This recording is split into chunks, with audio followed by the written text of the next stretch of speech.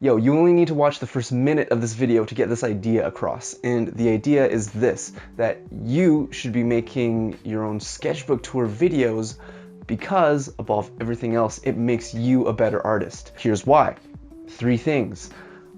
1, it's the process of process. And when you engage in making your own sketchbook tour videos, you have to go through your work in a way that you normally wouldn't even do for yourself in any other circumstance, right? You wouldn't normally flip through your book in this manner with a full commentary on every page with your friends, or as you're showing your family, or just in, you know, nostalgic retrospection as you're digging up your old books from your parents' house, or if you just live with your parents, your house. But doing so forces you to look at your work and scrutinize it and analyze it in a way that we normally don't do. And this struggle to find a meaning or a commentary or something to discuss about our own work page by page, literally. It's not something we normally do in regular life, which just means that we have all the more reason to do it, and especially if it's our own art. When you're editing these videos, you'll go through all of the footage probably at least 2 times. I know I've gone through the footage of this video at least 3 times. Every single time that I've gone over it, it seemed to have shown me something new. Thing number 2, it's an objective look at your own work. And this is really important because, have you ever heard of the saying, or the idea that the more times you say a certain word or phrase, the less meaning it has? Similarly, this is kind of like that, but in a good way, because we project a lot of our own emotions when we're looking at our own work and talking about our own work. It becomes different from what or how other people are seeing it. But when you do so many passes of analysis with your own work, all that emotion that you've projected just slowly gets stripped away, and eventually you're able to look upon your own work objectively, as if you're looking at it for the first time and it wasn't even your own. This is really important because we are our own best and worst critics, right? And there's so many factors that go and influence our opinions about our own work. Doing it this way, it strips a lot of the excess. It gives us a more accurate reading of where we are in our art, or how we do really feel about our art, having seen it so many times without our emotions involved. Thing number 3, it gives you a lot of good ideas. I've gone over my footage, or I've had to listen to myself talk and ramble for 2 hours, maybe 3 times already, but every single time I go through this, it's giving me a lot of good ideas, some of which is even worth writing down. Wow. And every time you do this, you seem to glean new information from the same things that you've been saying for the last 3 hours. And it's pretty weird how our brain works in this way, that such that we're able to just like make new connections and get new insight from literally just the same set of experiences. And it's because I think that we're approaching our art, or approaching our content much more analytically. It's the combination of all these things of going incredibly in depth, being incredibly analytic, and being driven to be incredibly unbiased or objective with our own work, that's able to come together in this perfect storm and give us all these new ideas for what we want to do next, or a better idea of how we would like to move forward with our own art. And you might say that that doesn't matter, but I think the confidence that it gives you, just the shred of confidence it gives you in what you believe to be right in how you would move forward with your own art, or your own training, or your art philosophies, that little bit of confidence goes a long way, and it does affect your performance. So that's it. The rest of the video is just me going through the sketchbook tour, and just kind of elaborating on these ideas and going a bit deeper as they come up organically in the discussion of these things. And it's really long, you know, like.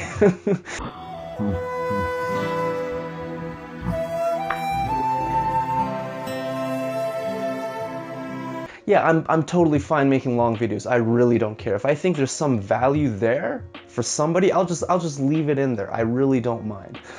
what you can do is you can just listen to the rest of the video, youtube-mp3.com or whatever, and just rip the audio, listen to it as a podcast, or just leave a tab open and listen to it as a podcast, glance up back at it every once in a while.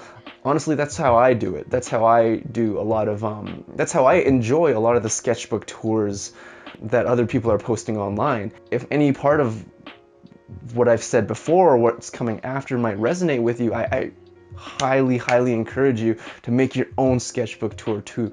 Not only are you contributing to the space of art education, but it's mostly for your own benefit. You're gonna get a lot more out of the experience of you making a sketchbook tour than anyone would watching it. It's not to say that they won't get a lot out of it, you'll just get way more out of it. So if you do end up recording a video and you throw it up online, please message me. I'd love to check it out. I enjoy a lot of people's sketchbook tours, you know. Okay, yo, what's going on, you guys? It's that time again. You know what it is. Sketchbook tour time. This is what I call the Chromebook. I got this Chrome sticker, so I put it on the book. It's okay. You get it. Anyway, you know, if the frame rate is looking a bit odd, it's looking like that new smart TV True Motion bullshit. It's because I ramped up the shutter speed just so when I'm flipping through it, there won't be so much like motion blur, you know. And sometimes the camera takes some time to adjust, so there'll be less of that. So it's kind of a bit easier to look at the images, for me at least, in retrospect, when I revisit this. And that's kind of one of the things I wanted to talk about when going through your sketchbook. Is also, it's this idea of like why you should film and do your own sketchbook tours. Most people flip through their sketchbooks, right? But they don't bother to like film a video about their sketchbook tour. I think there's something really lacking. Like, you're really giving up on a huge opportunity there. Because it's one thing to go through your sketchbook and to just kind of make these observations and see these patterns and feel good about yourself for the growth you've made. But then it's another thing to actually objectively look at it and try to manifest what exactly it was that you improved on, what your goals were, did you hit those goals, and what your goals should be moving forwards from now. Well, I did that. Okay, oops, dropped my phone. I did that. I made some notes, right? Then I started watching Inception. Inception was just like, holy shit. But I made some notes about my old sketchbook. But honestly, I don't think it compares to actually physically going through it one more time and just making those diffuse mode learning connections as you're doing a walkthrough in the moment. So I definitely have notes and I have talking points for what I wanted to talk about. And I really do like this format of just kind of, you know, very casually going through the book, talking about whatever, and loosely guided by a few discussion points. But let's get this dental floss out of the way. Yeah, floss. Man, you know I floss. Honestly, I promise you that in the process of me going through this book one more time like this, that I'm gonna learn a whole lot more about my process and what exactly. Well, I'm gonna have a lot more of these like breakthrough moments or breakthrough. So in going through the book and trying to like be a tour guide through my own work, practice, and my studies, I think I'm gonna have a lot more of these analytical breakthroughs because I'm having to manifest what exactly it was I was doing into words in one take. You know, let's be honest, in several takes, as a matter of factly, as we're going through it together, as if you were here with me right now. And you're just on the other side of the screen. So I started this book on July 4th, 2017, and it went until March 2018, 8 months, you know. I did get slow because, you know, it was my last semester in school, so I tried to focus a bit more on schoolwork, but also I kind of just gave up in my last semester of school, but I still graduated. That's a whole nother story. So I'm going to try and make a case throughout the sketchbook tour. I'm trying to make a case for why I think it's invaluable for you to make one of these videos yourself. You know, it's one thing to to contribute to the landscape of art education, and this is what I do consider this content as a piece of art education, because when you're looking through other people's sketchbooks, you get to see you get to see all the things that they've done, and you get an insight at someone else's thought process and how they're studying, and that only informs how you should study. You know, whether they're doing something really good or doing something really bad, either way, it tells you what you should do and also what you shouldn't be doing. So you're fighting the battle on all fronts. You can't lose, right? When you're doing it for yourself, you're having to confront the decision-making and the thought process of what you were studying, 8 months of work, right? And it's scary to confront that because, well, was I doing the right thing or was I doing the wrong thing? It's a really scary notion, but this is the whole idea of deliberate practice, the whole idea of studying at the rim of your comfort zone, right? Which is what we call the learning zone, and it is discomforting because that's what it takes for you to grow and improve. Right, so you do have to do this, and this is a great way for you to confront these things and put yourself in a place that makes you only slightly uncomfortable, just enough uncomfortable to make these connections and these analyses. So yeah, check this out. Here we go. It's really long-winded, but I kind of like this format because I can just kind of talk about whatever loosely. And I don't have to make like a structured presentation for it, but let's be honest, my structured presentations suck ass just as much, but that's another story, that's another discussion. Still really emphasizing on figure work, and the one thing I really wanted to do for this one is actually, classic, gotta include that Dr. Seuss quote, one thing I really wanted to do for this one is to do more writing, okay? And I love this quote from Jordan Peterson where, I think it was on a Quora post he made. And if you don't know who Jordan Peterson is, he's just basically like a smart dude. He likes to incorporate like philosophy, science, psychology, and religious studies into his work. And he's a professor, of course. And he wrote this really cool book. But in the book, he talks about this post he made on Quora, you know, that site where you just ask questions. And it was about what he thinks is the most important skill set for students to have in the age of AI and automation, and he said that students should write more. And very simply put, because if you're writing more, you're thinking more. Writing is just an expression of thinking. And that's a real problem for us, us artists, right? And you fill our sketchbooks up with drawings, and we don't think to write in them because it's a book for sketches. It's a sketchbook. But just like how we need to be deliberate about what we're putting in the book, we also need to be deliberate about about why we're putting these things in the book or why we're studying the way we're doing. And I think there's no better way to do that than to just like write stuff down. And that's a way to confirm with yourself, to make sure that, to keep yourself accountable that you are thinking through your process and thinking through your practice. Look at Leonardo's old sketchbooks, man. Like, he had so much writing in that shit. You might as well have called it a textbook. You might as well have fucking included like figure 1.2 beside each of his drawings for you to go back onto his notes to connect, to make that connection between what he's discussing and which image he's referring to. I don't think I've seen that in anyone else's sketchbook, really, but maybe we should. Maybe we should. That's why I think the whole format of like a travel journal is really interesting, because, or a travel diary, because again, it's a great union of words and pictures together, but it's not about words and pictures, it's about drawing and thinking. And yes, we need more of that in our art practice. We need more to think about what we're drawing. So that's something I think that I would really look into personally. And it might be good for you too. Though I don't really travel too much because I'm broke as fuck. There's still ways around that, and just having maybe like a sketch diary or some other format. So I'll think more about that. I'm writing notes here, like using different pens works out different line mechanics. Yeah, I talked about that in the 6 months of drawing wrong video. I also have I still kind of touch on that, the whole like Leonardo idea about writing more to force yourself to think through your process. Here I'm using a mechanical pencil, and then I switched to just a black pencil crayon, just like a Prismacolor pencil crayon like this guy. Kind of fun to work with.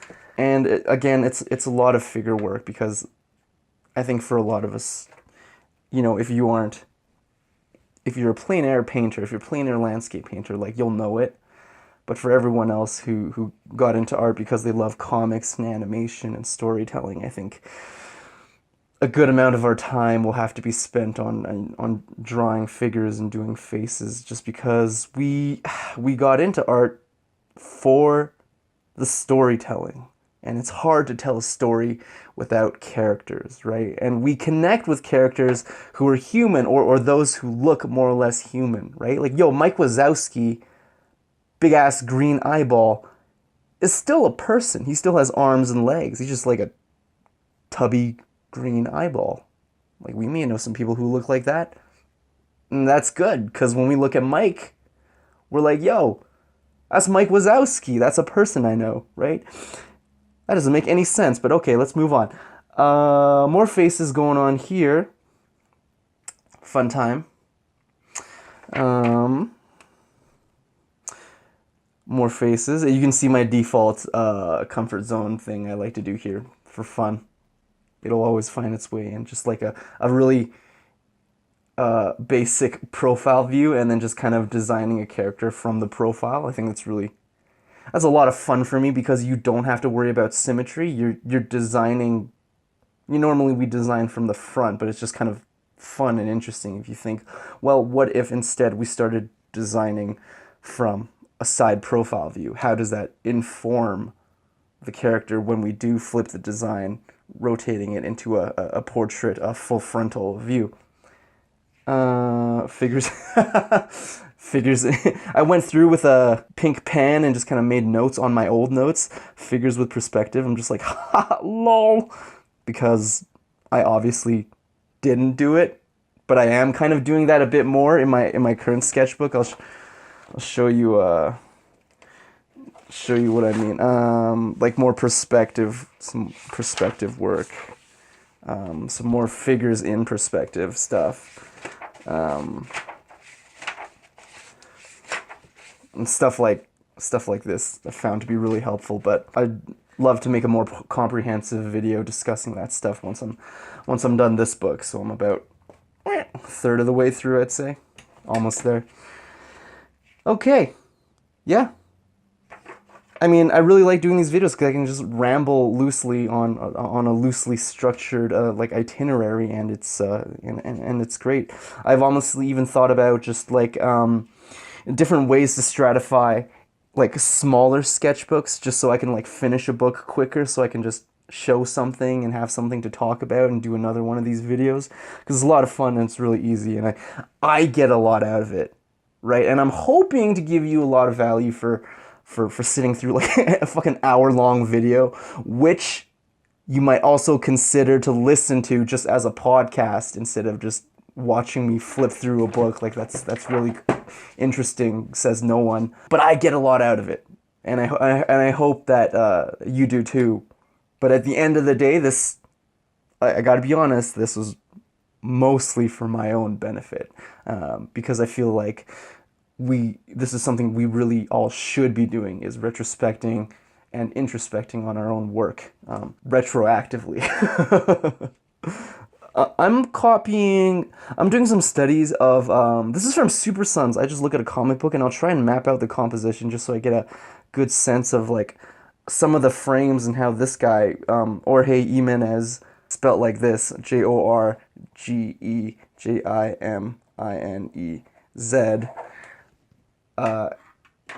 how he designs action scenes and how he designs, sequential storytelling, and he's one of my favorite artists because he's like halfway to anime, his art style, and yet he's doing DC comics, and it's really cool to see that.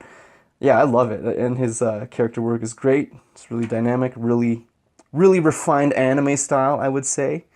That's not really an anime style, but that's up for contention. That's why, his style is so interesting. Do draw my life explainers. Oh, just more ideas for YouTube that I'll get to eventually, I swear. Pencil crayon, more heads, more heads, more heads. You can really tell when I'm studying off of reference. I think most of these are off of reference. Stuff like this is a no, no. This is a no. This is a no, no, no. Obviously knows. Might be harder for you to tell, but for me, like, I really do get a sense of like the same face, and if it's only like a slight deviation off of my stock default same face, then it's probably from imagination, whereas if it's something slightly different in the face, all technical drawing aside, then that's how I know that I probably was using reference for that.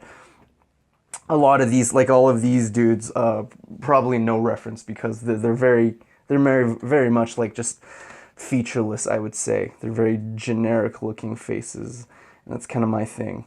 I love drawing generic looking faces. Going through my work, actually, if you look at the people's faces, they're all just like beautiful teenagers, and you can tell these guys are from reference. And I felt really uncomfortable about that. I was like, dude, is it weird that I just like drawing beautiful teenagers? That's like that. Like, that's not weird, right? Is that kind of creepy? And then, so I felt really uncomfortable about that. But then I remembered anime. Like, what the fuck is anime? Anime is just all beautiful teenagers. That's like all it is, man. Cool. So yeah, felt a lot better about myself like that. What about people who do children's books? All you do is draw kids. You draw kids, and is that weird? No, it's not weird. It's just a particular demographic that you find really interesting in a not creepy way, and in an artistic way, actually. So I think that's really cool. That's something I never even realized, that like, oh yeah, I'd like to draw like teenagers to young adults, and I don't ever really draw kids so much, and I don't ever really draw like old people or middle-aged people so much. But going through this book the first time really exposed that in myself, and I'm like, you know what, I do think it's important to draw kids. I do think it's important to draw seniors, old people, younger adults, older adults, middle-aged adults. So I'm gonna try and do more of that in my other book. Notes going on here. This is probably how I do a face normally. I'm still very constructive when I do a face, so I can't really go at it and draw it blind just yet, though I'll get there one day.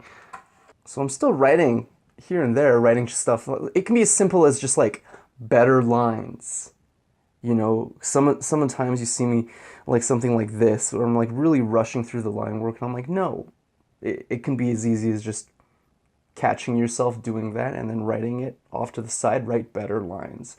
You got to remind yourself, better lines, to be more conscious of making deliberate choices in your draftsmanship for your lines. So here again, I was looking at Super Sons again. I learned so much from that. Really good comic. You could check it out. But I was just referencing, I was glancing at a pose, and then I'd come back here and I tried constructing the pose. Just off of a mannequin, from what I remembered. Some from notes from talking to a teacher in class. Very rarely do I take notes in class, because they don't really teach anything in class, so there's nothing to take notes on. Throwing shade. More referencing sequential work, or studying off of sequential work. What is the motivation behind each line? Something I've never really thought about until you look more into comic work. Like, what is the point of this line? Is it to convey a certain dynamism in the stroke of his forearm, or is it to imply, a sense of stability on the bottom half of the figure, or is it completely design or storytelling based, which is just meant to simply guide our eye into the next panel, or guide our eye into another element on the page, or guide our eye over onto a speech bubble, which is just as important of a design consideration in comics So I've learned the hard way. So I tried, basically for my last year, I tried doing like a comic book. I adapted something my friend wrote, which is really cool. You can look up medical dragon EKAGGATA, EKAGGATA. Maybe I'll leave a link down below, but I adapted his experimental short fiction, and it was just like the weirdest story, but I love it so much because I grew up with this guy, and it does connect with me on a kind of, does resonate with me on a kind of emotional and more deeper level than I think other people probably, just because I grew up with him. But yeah, I crashed and burned, dude, like making that comic. Maybe I'll do a video on that. I crashed and burned. But I learned so much from it. Like, it was so worth it. And I'll still probably finish the first 3 chapters, which is fairly self-contained. And I'd like to just like put that up for everyone to get some feedback from you guys. All 21 of you. Here we go. This is interesting. How to turn an image into line art. It's like, what? Line art doesn't, like, dude, line art doesn't exist, right? Like, when we look at things in real life, there are no lines on the shape of someone's head that follow the frame of their body perpendicular to your line of sight to represent a contour of someone's body. Like, that doesn't happen. But like, the whole idea of taking a look at what's outside and translating into lines is just like baffling to me, but it's also so fascinating that we've turned it into like a whole art form of itself, right? Line work, line art, draftsmanship. It's something that never existed, but it's something that just kind of intuitively we understand that the best shorthand for representing something 3-dimensionally to be translated into a 2-dimensional surface is just through lines. That's really cool. That's really cool.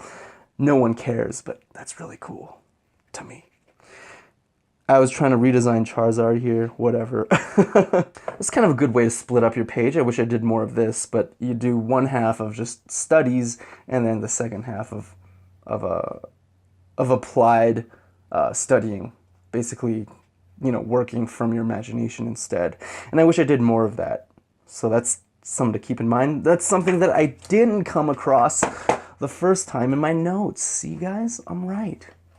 I'm right. I knew I'd have some breakthroughs. Also, because I'm dumb. You know I'm dumb. Ooh.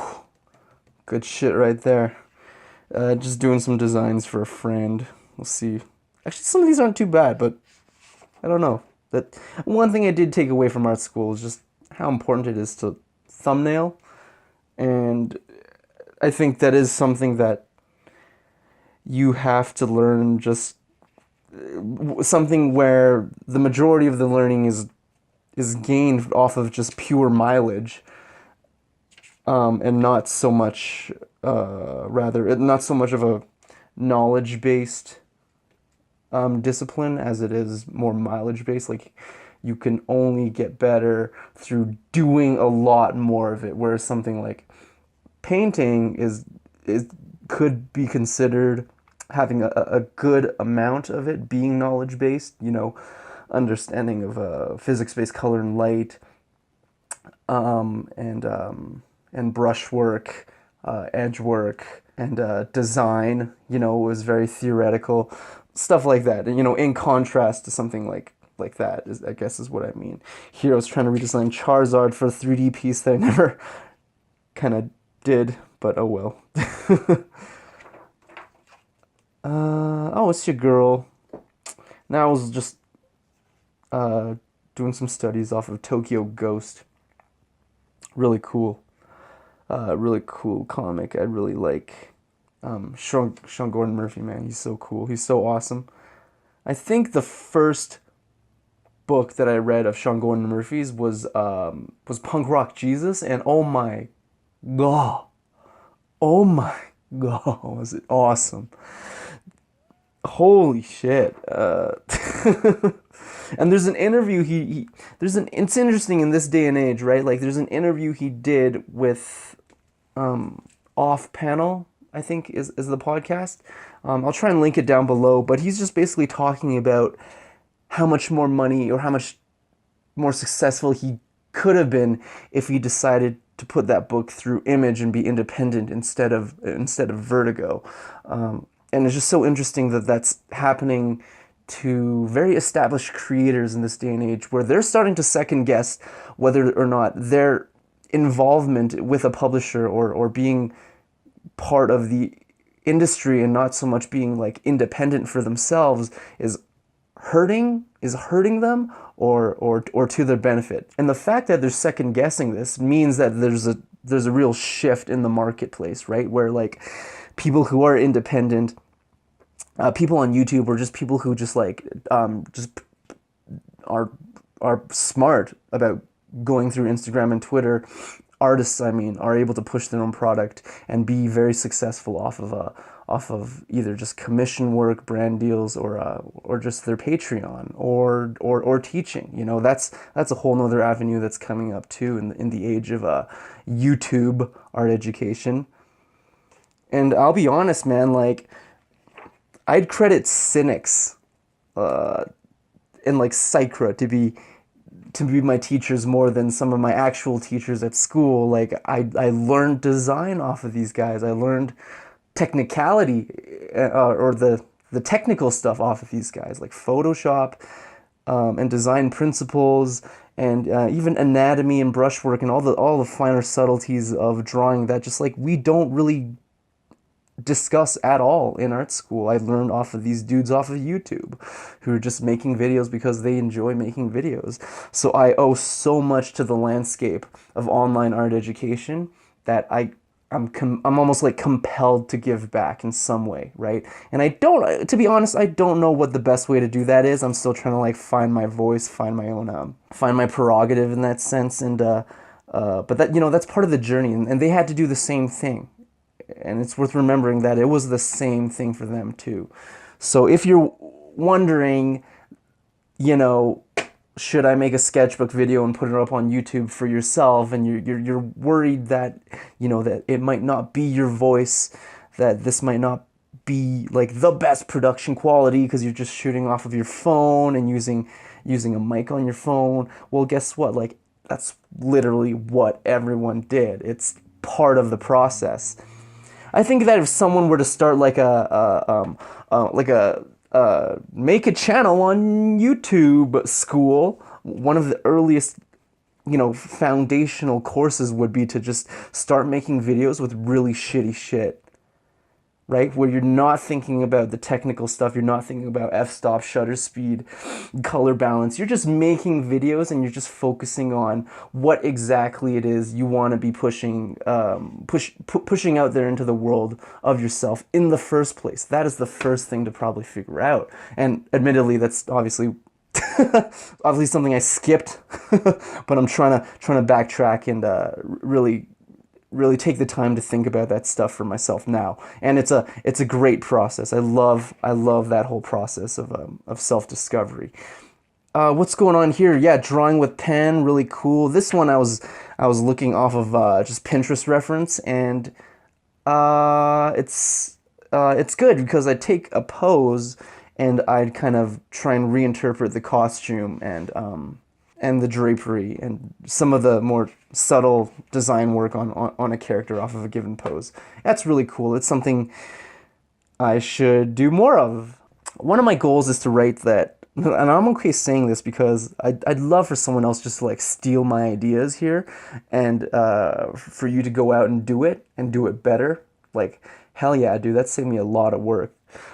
But I'd love to make an encyclopedia of modern art exercises, just like Arnold Schwarzenegger put out, you know, a book called The Encyclopedia of Modern Bodybuilding, which is just full of the most basic but most fundamental workout exercises and the philosophy behind them, you know, as a great reference guide for most people starting out with, you know, interested in fitness or weightlifting, to just reference this, to troubleshoot off of their sticking points for themselves in lifting. Likewise, we need to have something for that in a similar sense for art. I think is like an encyclopedia of art exercises. What do you do? What do you do if you want to get better at color theory? Like specifically, what do you do? I mean, Arnold would tell you that if you want to get past a sticking point in the middle of your bench press, to start doing block presses, like maybe for reps or to work up to a heavy single, that would help you push through your plateaus on a bench press with a sticking point right at the middle. Yeah, and what about similarly, what is the equivalent for us, for that kid who wants to get better at color theory? What exercise should he do specifically? And I think that there should be a hard and fast answer that's tried and true for him. I have a feeling that it's something in the curriculum of the Atelier program, either, you know, to first start doing grayscale studies off of mood pieces or stills from film or comics, and then progress into limited palette work, something like that. You know what I mean? And I don't know what that is, but I wish there was something like that. And maybe there might be, so let me know if there is something like that, because I would love to check that out. And I'm still thinking through this stuff. It's pretty interesting, like, coming back to shit like this. What does that even mean, draw like an anime artist? I guess it means to be incredibly reliant on line work more than anything else. I should say draw like a mangaka, or a manga artist, but that is the mindset to get behind sometimes when we're drawing. When we're drawing as a shorthand for visual communication, I think that is the point, to think like a manga artist. Everything and anything we could possibly want to represent should be represented well enough by just our line work. Pretty cool idea. Is it the correct idea? Probably not, but an idea nonetheless. I'm not going to read through all this stuff. You can... But here's an interesting quote. Good history should make the present strange, not the past. One thing you might notice that, again, to prove my point, that I'm just noticing now is that I barely do any rendering. I'm barely laying down any tone in these books. Let's see. Here's some tone right along the elbow to denote the fact that this is kind of a plane of the elbow. Like, or here along the rib cage to say that there's that there's form shadow. It's lit from above. But like, I'm rarely ever laying in tone. And my reasoning, and I'd love for you to argue with me on this one, but my reasoning personally behind this is that, you know, drawing is for lines, and when it comes to tonal work, well, you can practice that much faster and much more efficiently on digital. Drawing, you can practice just as efficiently and just as functionally on, you know, with pen and paper as you would digitally as well. The benefit of drawing on, you know, pen and paper here for someone with, you know, a lot of distractive tendencies like myself is that it does take you away from the distractions of being on the computer, being on a tablet or a tablet monitor. So that's been really helpful for me. And also the whole idea of, like, I have an eraser, dude, like, look at this, but I've barely used it because sometimes we just too lazy to erase. But you can use that to your benefit. If you're too lazy to erase, think to yourself, how can I draw in a way that makes me not need to erase? And, you know, evidently I'm kind of not doing that as I'm looking at my work objectively, but maybe that's something I'll try moving forward, is to draw more deliberately such that I won't have to erase. And even if it doesn't, even if it make a line that does need erasing, well, at least I can say I made a deliberate effort to not make that line, and in making that line, it brings me a step closer to being able to draw in a way that I don't need to make that line, if that makes any sense. Yeah, I got like focus peaking on my monitor right now, and it's just kind of going crazy because it's suddenly recognizing all the black lines. But this was with it's like a high-tech C pen, and like I was discussing in one of the older 6 months of drawing video, like, this really exposes how weak my line art is drawing with that high-tech C, because as soon as you disconnect a line and you try and backtrack and retrace it, it does blot right at that point. And then you can see all the ways that you're really being chicken scratchy around the forms of what you're trying to draw. Like this the length of this shoulder down into the sleeve, I should have been able to make with one line, but I didn't. And because I didn't, it looks very disjointed here, and then you see me backtracking here, and you see me drawing over, drawing through, right down here, and it's ugly, right? And I'm not happy with it. But it's good that I'm recognizing that I'm not happy with it, because that means that I want to change it, and I know how to change it now, right? So I don't do that with my current book, but I need to do that now. See, another benefit of looking through this, recognizing all the shit that I should be doing. Because when you keep switching up the medium for yourself, you do notice all these weak points that lends itself in some drawback of the medium itself. For this one, it's the necessity to have a more continuous, better planned line work, and that really shows itself, that rears its ugly head, if you're not doing that, which I wasn't. And so guess what? It's blatantly obvious because of the pen medium. What's going on here? More stuff. Cool boys. Bus pass. Email Kevin. Gotcha.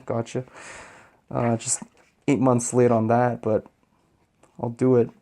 This, you might see a bit more of this. I was really trying to concept the bad guy in this other comic I was just writing. He's supposed to just be a really subconscious embodiment of existential fear.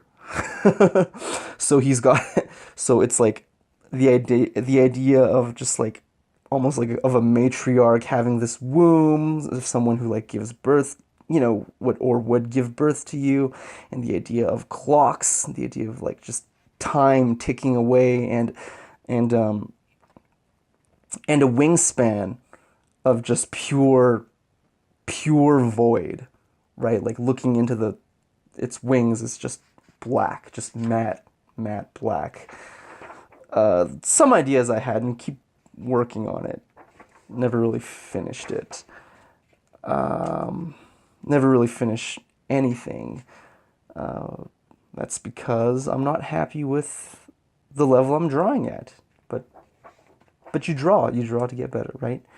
Cool. That's kind of cool for some reason, whatever the hell that is. New Monster Hunter set. Capcom. And when you need to take notes, to remind yourself to take notes. Okay, this is something that was really interesting, as I was kind of at the second year orientation, being in fourth year. A few of us got the opportunity, and it really was an opportunity. I didn't consider it volunteering. It was a very special opportunity to participate in like the second year orientation for the students coming into the design program. And for us, it was the character design and illustration program. One thing I tried to politely convey to my table group was this idea that your design process is just going to inevitably change. We were at this point in second year where we're doing like 50, 100 thumbnails for like a perfume box, and I'm like, that's fine, that's fun to try out, but just understand that if you hate yourself doing that then you don't need to do it. Later on in life, like, you don't need to do it, and it's just worth trying out. But understand that it's probably going to change for you, because I do not do 50 thumbnails anymore. I did fucking 9 for the sake of doing 9 to show something in class. I don't know, some pieces I might just do a sketch digitally and just keep drawing over that sketch, keep manipulating that sketch until it looks something remotely close to what I'd be happy with. And there's so many variables that come into play with the design process. All that matters is that it's iterative, I think, is that you're just like building off of something, from general to specific. But even that as a philosophy is very subjective, I think. Like, can I find successful people who don't work that way? Absolutely, right?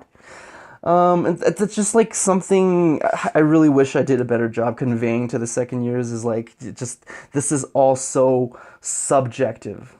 everything that you're being taught is so subjective, and you don't want to treat it as a binary matter. It's not so black and white. It's not this is right and the other way is wrong. It's just not how it is, and anyone who does believe that that's how it is kind of delusional. But that's just my opinion. That's also not black and white. Am I really doing sketchbook tour, or am I just ranting here, ranting about art school? I don't know.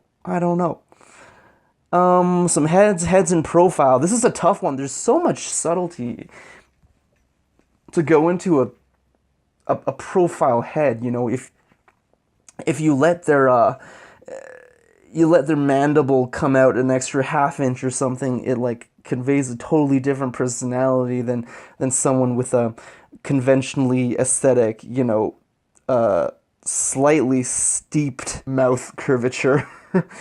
Yeah, I mean, this is just something I'll really have to practice. It's a lot of nuance to it. This fucked me up. This really messed me up. Because, okay, I mean, maybe that's a whole nother video, but just from, I read this guy's book called Story, and it's a screenwriter. He's kind of known to be like one of the early modern screenwriting gurus. The book is called Story, and he talks about how to advance a plot. And he says that the antagonizing force is obviously your first encounter of a force that goes against your protagonist. And from there, what you should do is you should find the negation of the antagonizing force to advance the plot further. And then your final step is something, I don't know, it's so mind-boggling. It's a total mindfuck, dude. The final step is like the absolute negation of your first primary antagonizing force or something like that. But when you try and contextualize it in your own story, it's such a logic puzzle. Because then first you're like, well, my story is about hope, and the antithesis of hope is despair or hopelessness. And what is the negation of hopelessness is maybe a cycle of despair, or the idea that hope is despair. And finally, what is the absolute negation of your first thing? Like, I mean, like, I don't know if I even got that far, but something to revisit, definitely, and something I'd totally be down to make a video on, because for a lot of us who are getting into art for the sake of storytelling through illustration, children's books, sequential, or just cartooning, that's so important for us to study narrative just as much as we're studying art, right? And totally something that we're really skimping out on. I think most artists are skimping out on. More gestures. I think we're a bit past halfway now. Maybe we can speed it up here. What's going on here? Shooting at 4K. Hope my memory card doesn't fill up. More faces. So bad. Just dumb concepting for class. Like I said, how much is this? 10 thumbnails. I want to make this video called My Biggest Regret in Art School, or one of my biggest regrets, because this moment still haunts me to this day. It's just of how it was that day, it was that exact day that I described to you guys, where we were at the second year orientation, and there's just like so much I wanted to tell these dudes, because I had such a hard time. I dropped out before I even got to second year, and in second year I wanted to drop out so bad. And it just got worse and worse for me, because I was one of the older students, and there was a group of us being more mature students, having experienced a wider breadth of art education, where we looked objectively at what we were doing in school, and we were like, dude, this doesn't make any sense, right? But it's still a really cheap fucking degree. If you need a degree, then you gotta finish school to get that degree. It's a cheap degree, so it is worth it, but there's ways around kind of the strife I encountered, and I wish I kind of at least gave them my opinion for them to just think about, to take it as it is, just an opinion. And I didn't really do that. I didn't quite speak up, because I was trying to be a, level-headed fourth-year student. I didn't want to. I don't know.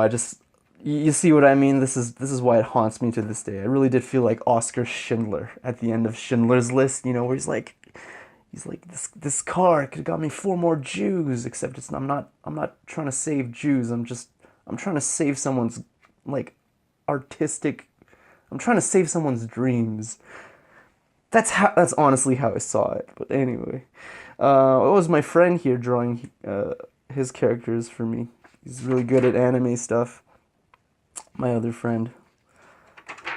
Yes, I have friends. Just kidding, I don't. I like to take notes too, just off of like, this is like anime I was watching, like there's something that does something interesting that inspires something for my own story. Here I was outlining EKAGGATA because it's such an abstract story where like I really could have done, I mean it's hard for me to explain without showing you, but I want to finish it before I show you, but it's hard, it's so nebulous that I could have really done anything with it, and I told my friend too at the same time, like, dude, I'm gonna totally bastardize your story. I hope you're okay with that. And he's like, oh yeah, sure, man. Like, we're just like that. We're not so attached to our work because we understand that it's only a means to get better. And I love what one of my teachers said, Paul Hudson. He said that like you're probably gonna not make anything worthwhile until you hit 40. That is, until you are 40 years old. And at first that's so depressing, man. Like this whole idea that, like, what? We're not gonna make anything good until we're 40 years old? But I subscribe to it. I believe it, yeah. Because, like, I'm just a fucking kid. I have no life experience. I've just started reading books. I just started reading books like 2 years ago. I just started reading non-fiction books like a year and a half ago. Like, we really know nothing. But at the same time, so first that's really depressing, but at the same time it's really liberating, because that means that we can just do whatever the fuck we want right now because none of it matters, and we don't need to be so uptight to have whatever it is, this weird EKAGGATA nebulous comic that's so tightly tightly wound into my artistic identity, because it's not. It doesn't matter, right? It's just practice. It's just our excuse to put into play all the things that we've learned, and that's awesome and that's fun, and that's all it is, right? That's it. It became a very liberating idea for me, and I totally subscribe to it. I love it, and I think you guys should just like think about that too before you become so precious with your projects. And of course, everyone's different. I've seen some people who are like very obsessive, who are very precious to their work, like do amazing things at such a young age, you know. And if that's the kind of person you are, you should totally go for it. But I think people forget about the other side to that. That's a bit less talked about, which is this 40 years old rule. And you know, I think that it's just as important to put into play as as the other one I mentioned. Mannequinizing. This is really important if you want to work from imagination. Really try your best to have a system of mannequinizing down. You know what that means is like, what is your own method to plot out and construct a figure. What is your own way to do that? For me, it looks something like this. I'm being really quick here about it. It looks something like this. And that's just the system I'm using right now. I haven't really thought too much to like develop it, but I would certainly like to, because I'm sure there's a better way of doing it. So that's the way I'm doing it right now. This is how I mannequinize inventive character work. That only works because I'm okay with that certain kind of result that provides for me. Characters end up kind of, you know, looking like this, and it's totally worth investigating what way or what kind of mannequinization works best for you in relation to the final product of what your of how you'd like your figures to look. A good way to practice mannequinizations is just to like study fight scenes. So right here, I'm just like, I'm looking at John Wick here, and okay. So I just took a break, and now I'm back, ready to go. It's probably a good idea to take a break when you're doing these things because I only noticed this in the latter end of things where I'm talking so much and just really just rambling, but the way I kind of communicate to you guys, I start falling into a really monotonous pattern, and that's not good. I don't want to fall into a monotonous pattern. I just start kind of droning, and my voice starts turning into just a one tone track of noise, and I don't want to do that. Anyway, as I was saying, like a good way to practice mannequinization is through just studying something you like, right? Just think about what you like. Well, for me, I like fight scenes because I think they're very very dynamic. So looking at stuff over here, this is just scenes from John Wick, and for most of these guys, I tried to really. I was mannequinizing, but I was trying to visualize the frame inside and not rely on it. And you can see here I did kind of default and go back onto relying on a lay-in, my mannequinization lay-in, to kind of build up these forms. But for some other poses, I try to just go in and do a blind contour basically with no lay-in, and it's good when you're doing that. So John Wick has some really cool fights, some really nice fight choreography, and some really nice dynamic posing with the crazy Krav Maga jiu-jitsu and just like the crazy stunts they do. It's good for me because it goes both into one, how you're testing yourself with what you've known of inventive figure work. Jeff Watts talks about this a lot of how we're really just, when we're drawing, when we're studying, we're really just trying to commit to memory the idea of what a generic form is. So when we're doing figure work, doing studies, we're trying to practice what a generic figure would look like in a pose that might be similar to this, so that when we're out and actually applying it on a project or a personal piece, we're working off of a generic pose, and we're just making tweaks to something that we've practiced many, many, many times over. And that's the difference, and that's what makes, I think really that's what makes up a well-informed, inventive piece, say in comics or storyboarding. One is, obviously shoot good reference, but two, if it's something that's just like kind of impossible to shoot, like a worm's eye view of someone doing a butterfly twist, axe kicking someone in the face, might be kind of hard to shoot. You might need to kind of invent that a little bit, or learn 3D. That works too.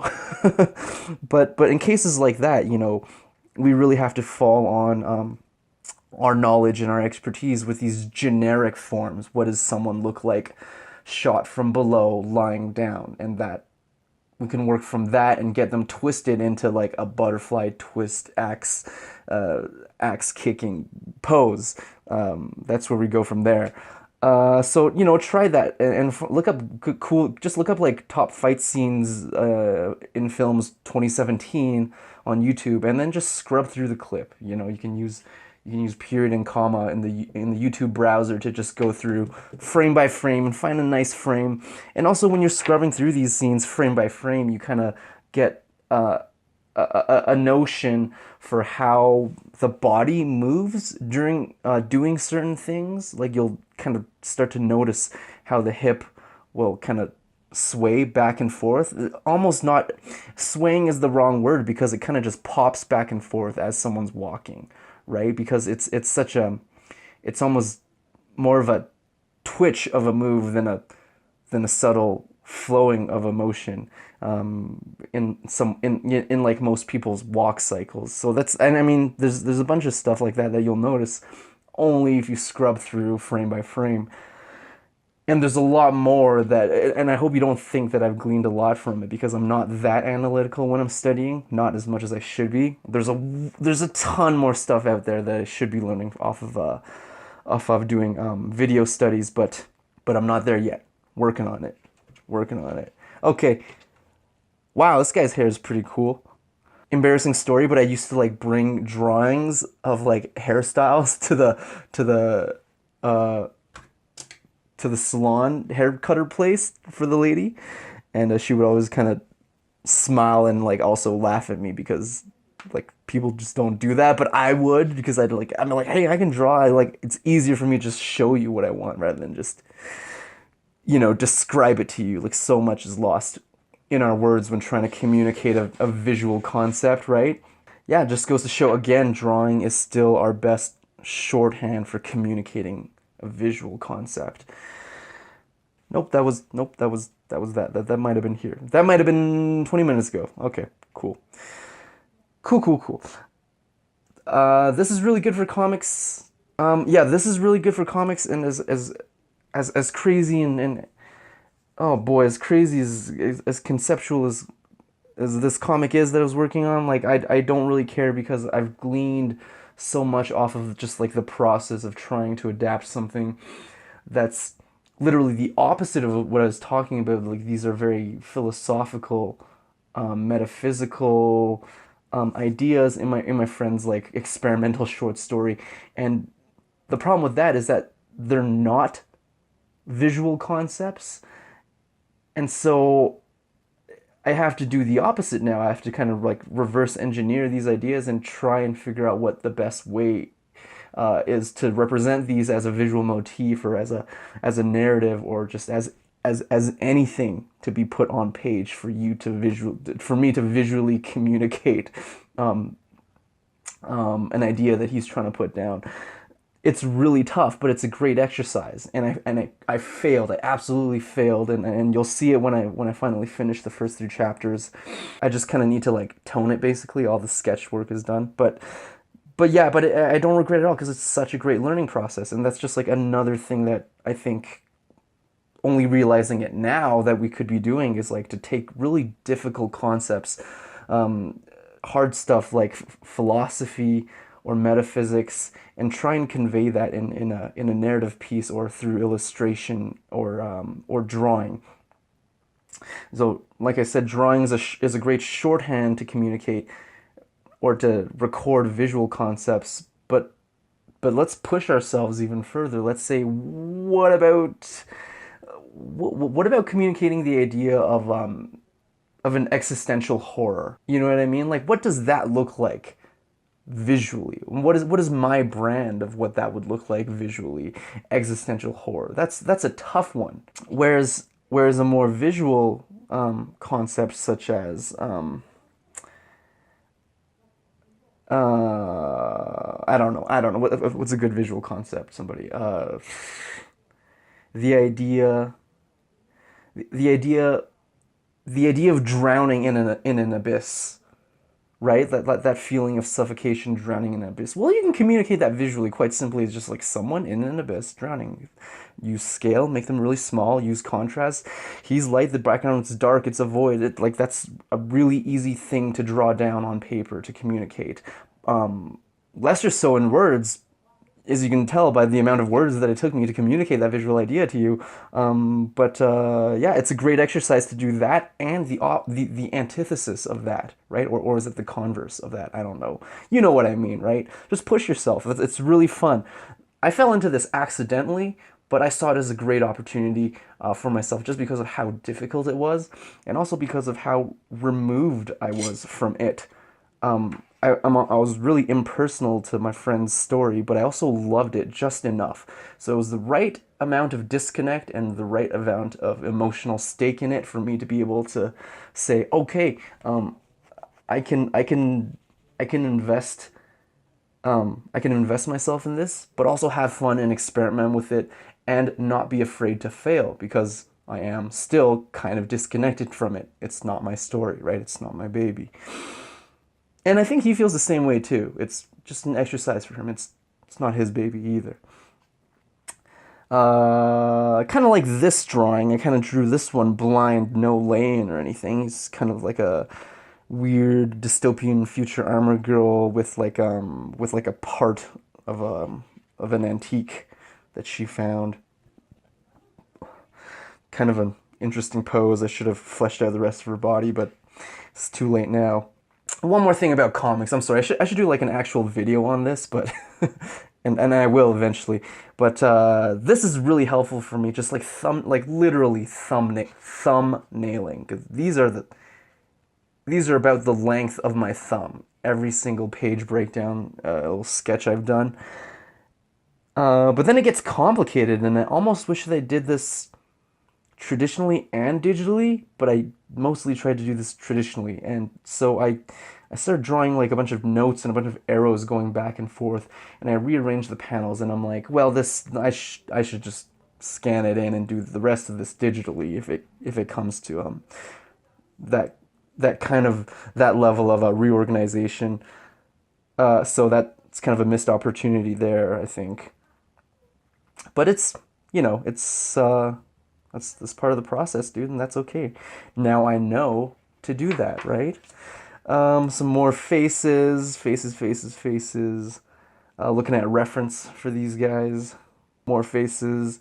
Here is, well, this is interesting. I mean, kind of a interesting story but I just made some notes for, we had we tried to make like a club in our school, just like an illustration character design club, because I felt like the graphic design and advertising side of things in our school, everyone knows each other more or less, or they don't need to network with each other as much as maybe I think we need to on our side of things, the illustration character side, because there's so much more that we have to learn, right? I mean, graphic design is like designing with shapes. So you need to learn shapes and then you need to learn design. And well, illustration is designing, to me at least, is designing with art.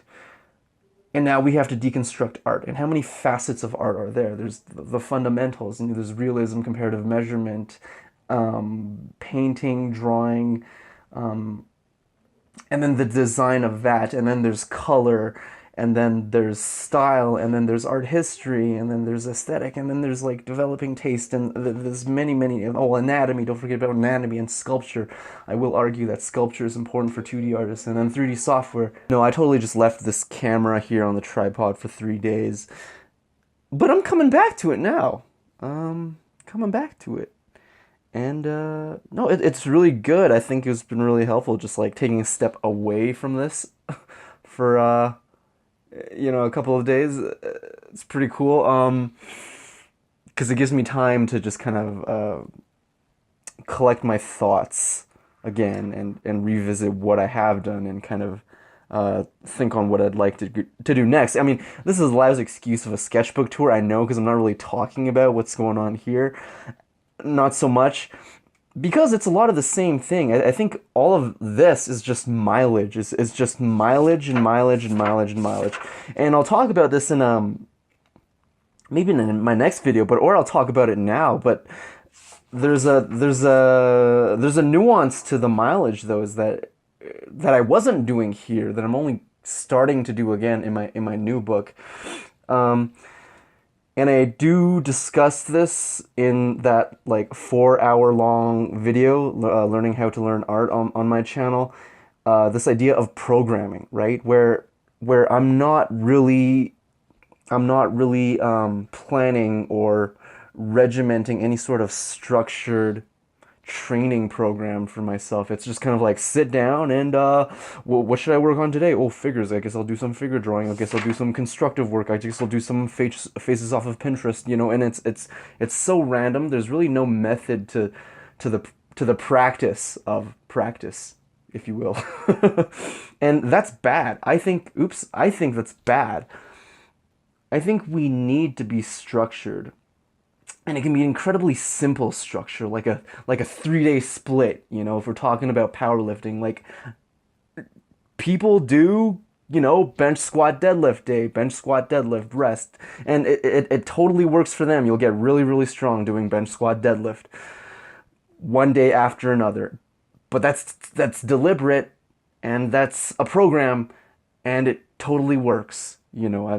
I've seen results from doing that, and so why can't we see results from regimenting our training progress the same way in art? I mean, is it any different? I don't know. I'm just starting to do this, so we'll see. But I do feel a lot more confident about it, at least. I do feel like it's a lot more goal oriented. When I sit down and start a page or a session of study, I feel like I have, I feel I have more of a mission, I have more of a goal. So when I am in the process of drawing or studying, I'm a lot more engaged and a lot more conscientious of what my goal was or what the purpose of my study was, and not just that I'm going to sit down and draw until I hit an hour or 2 hours or 3 hours. That may be more intuitive to you, I get it, but like that was not intuitive for me. Like I've been doing that for a long time, and it's really, really bad. And I'm dumb, so please don't use me as an example. Don't use this as an example either. This should be an example of like what not to do, right? Because it's so sporadic, and maybe there's a good picture, there's a good like cool figure here and there. This is really only just like an artifact of like artistic growth more than it is like a guide on what you should do. So I really, really hope that you're not looking at this and thinking, oh, this is what I should be doing, because this is not it. Stuff like switching up your medium, from crayon to mechanical pencil to brush pen to pencil crayon, stuff like that, I think is a good takeaway from this, is worth gleaning. But I think the big picture of like the idea of the sketchbook, I don't think is conducive to success. So, but it's good that we're looking at it and recognizing that now, right? I just want to go back to my idea of what is this, eating a doorknob? What the fuck? What? Anyway, I think some more notes for my comic. It gets really, really weird. In case I haven't told you, it's pretty weird. Not that I'm trying to make it weird, just trying to make it experimental. So I'm removed personally and artistically from it, so that I can try out a few different and weird things and be totally okay with it crashing, burning. What the hell was I talking about? Oh yeah, in doing to go back to the idea of like why you should make sketchbook videos. Well, I think you should make these sketchbook videos because it forces you to confront these things, but it forces you to confront these things like multiple times over, because don't forget that you also have to like edit this, unless you just like record it raw and upload it, which is fine too. But I'll be editing this, and once I'm editing it, then I have to look it over one more time, right? I'll have to like hear myself talk and hate my voice like everyone does. But I'll also be confronted with the ideas that I'm like putting down here, piece by piece, clip by clip, as I'm putting it together, making cuts, doing, multi-track stuff. So now you're engaging with your ideas in another way. And the whole point of this thing is to just, it's a check, I think, it's a check to make sure that your ideas or your practice or your philosophy behind art training is sound in the first place, or more importantly, is it sound for yourself? Because who cares if it's, sound for other people? I think there are some rules that are tried and true when it comes to art practice, but you got to keep in mind that like your personal goals in art are going to be so different from everyone else's. You could say, oh, I want to do comics and this person wants to do comics, so we're the same. Well, maybe not the case, because there's certain nuances of what you want to do with your story that will differ, pretty drastically from what the next person wants to do, versus what Jim Lee has wanted to do with his art. It's almost not even worth comparing art goals in that sense for anything other than, a discussion, just because everyone is so different. So it's a great check for yourself to make these videos and then edit them. Now you're confronted with it once again. Once you put it up, you'll probably watch it at least once or leave it on the background as a as a podcast for yourself, listening to your own voice, just to see the final product, right? Because you've dumped like 10, 20 hours into the editing. Of course, you're going to watch it through at least once, even on double speed. That's totally okay. And now you're confronted with your ideas, a third time. And maybe you don't like them. That's whatever. Just leave it up. But now you don't like them, and you can get to the root cause of why you don't like them. And now you can move forward from you can move forward with your art training, let's say, and move forward with your philosophy, I guess. This is really helpful. I got a friend to he redid a sequence in my comic, and he just kind of drew in how he felt the panels should flow, and how the the sequence of events should occur on page. This is really good. I did end up using like half of this, so it's awesome.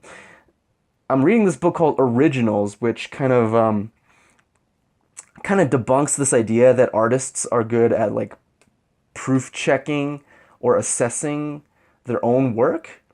Most of the time, that's false, because everyone is in their is of the mindset of the confirmation bias, that of course they're doing it better than everyone else. Like, they released some stats from some studies they did, and they found that 75% of university professors rate themselves as doing above average work. Well, that can't be the case, because 75% of you are saying that you're better than 50%, and that can't be true, because 25% of you must fall, in the lower percentile group, I guess.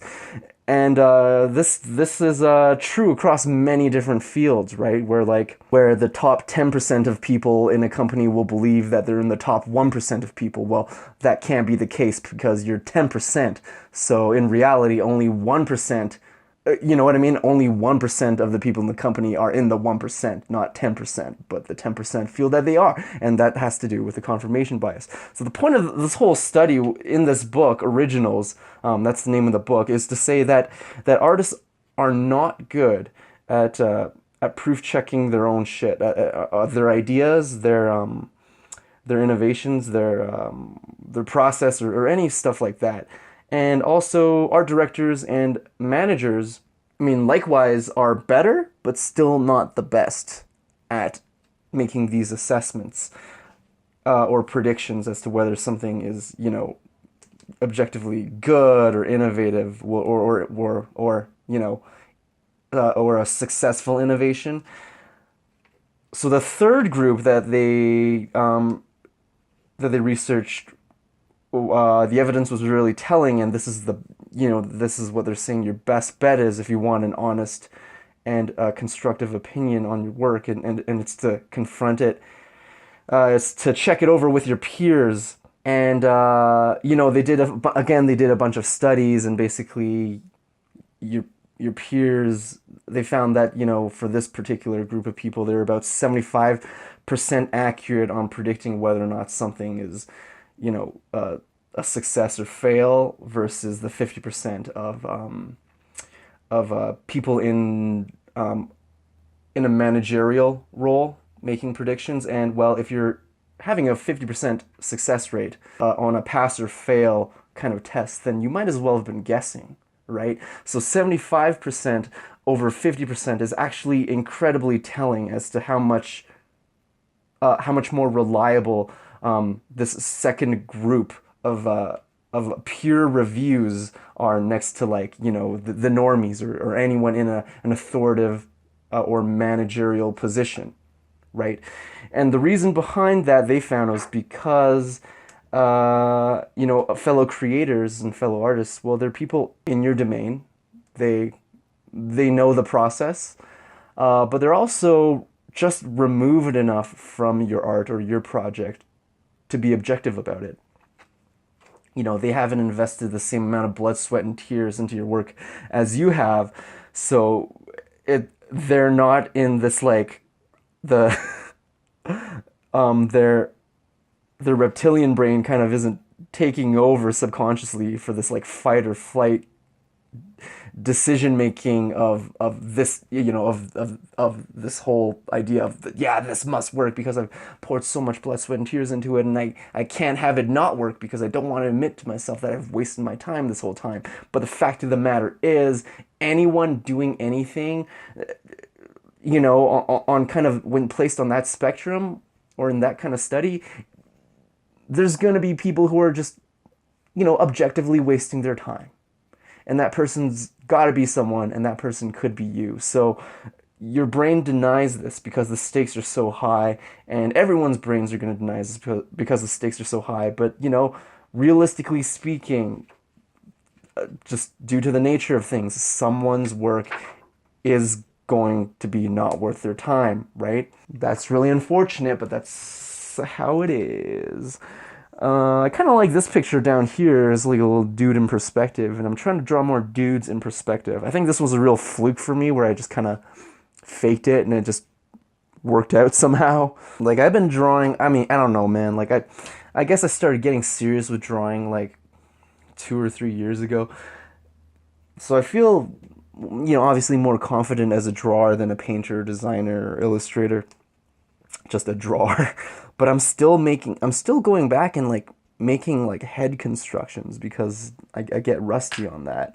And it becomes, I think I don't ever want anything to be like fully intuitive because I want to know that there is a science behind it, that I can like explain it and teach it to someone. And when something's, you know, fully intuitive, you kind of just, you say it's this way just because, and then you forget why it is intuitive. And when it gets to that point and you're writing on it for so long and you suddenly stop, I think you could just lose it all at once. You know, you could lose your intuition once you hit a dry spell. And because you never understood why it was like that in the first place, it's all the harder for you to kind of gain it back. And it's like you've lost everything once you've lost your intuition. So personally, I don't really want to bank on intuition. I do think intuition, like drawing intuitively, is a great way to do things because you'll come up with like a lot of really cool stuff. But I also want to play. I want to play both fields. I want to know why, fundamentally why, and also, you know, develop my intuitiveness with this stuff. What am I doing here? I think these have been really helpful for me in terms of studying perspective and also studying just like composition, storytelling. I just took frames out of an anime I like that, you know, and it just so happens that Hyoka, this anime, has a lot of interesting camera work. And I just really quickly did up a thumb of each scene just to see how they played their shots in this particular sequence. And they do a lot of interesting things. You'll notice, oh, here we go. Here's more of that. They do a lot of interesting stuff. You'll also notice that they do a lot of samey stuff. You'll start seeing patterns. The idea of overhead, like, I don't know, for example, overhead wide angles. Overhead shots with wide angle lens. Hyoka uses a lot, which a lot of other anime don't really use.